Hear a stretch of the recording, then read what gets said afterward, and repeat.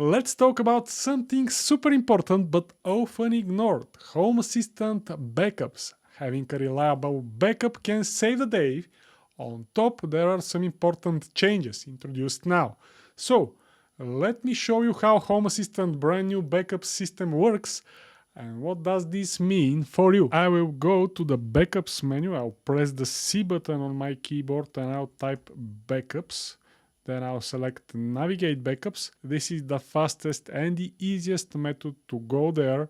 Of course, you can always go to settings, then system and backup, but this can change in the future, so please use this shortcut. So this is the new backup menu, and from here you can see some familiar things like my backups. These are all existing backups that I already have. Currently I'm seeing their number and their size, and if I click on these, I'll see pretty familiar list or table, and these are my backups. I can download them, I can delete them, and if I click on them, I can actually see what they are including: my add-ons, my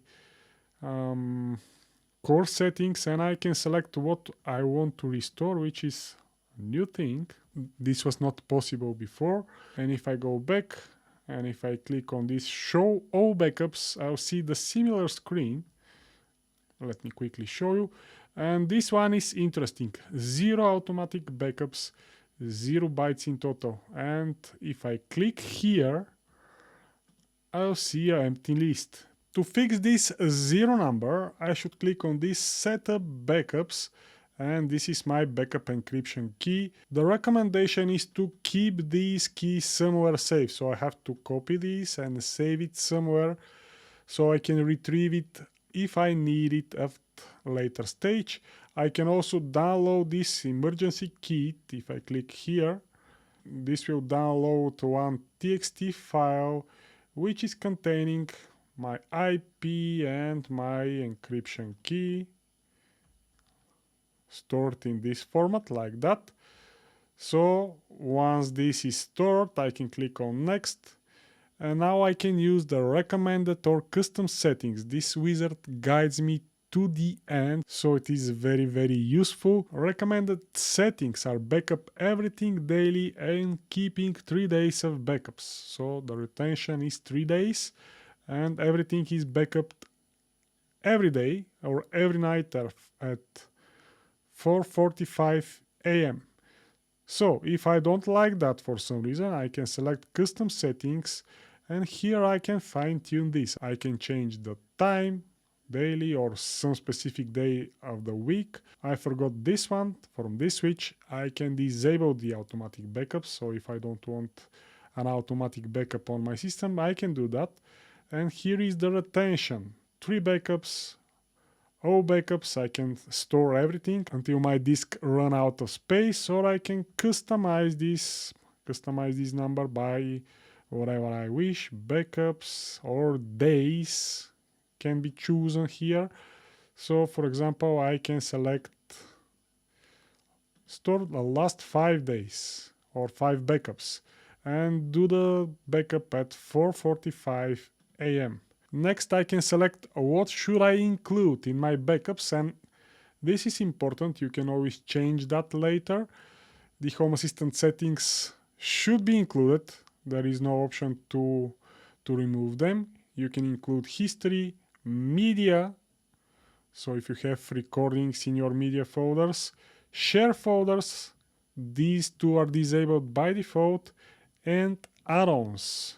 By default, all add-ons are selected or included, but if you wish, or if I wish, I can select none, so no add-ons will be backed, or I can select custom and I can choose one by one what to be included in my automated backups or not.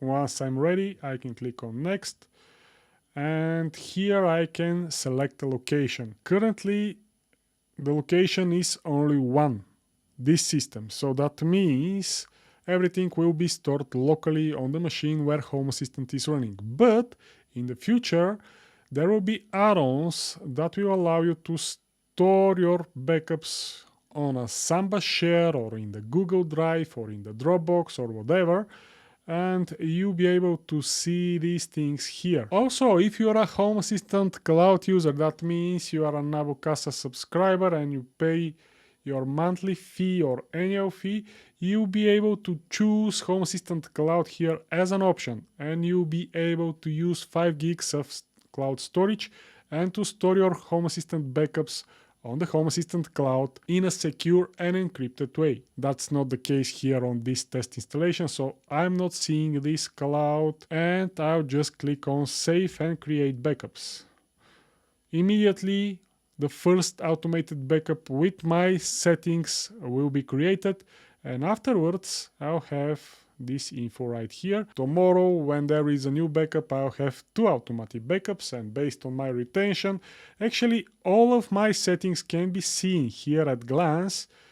So backup settings are daily at 4:45, keep 5 backups, settings and history are included, add-ons, all add-ons are included, and local backups only. From this button, I can reconfigure my settings and change them if I wish. And this is my automated backup. So I have some manual backups and my automated backups.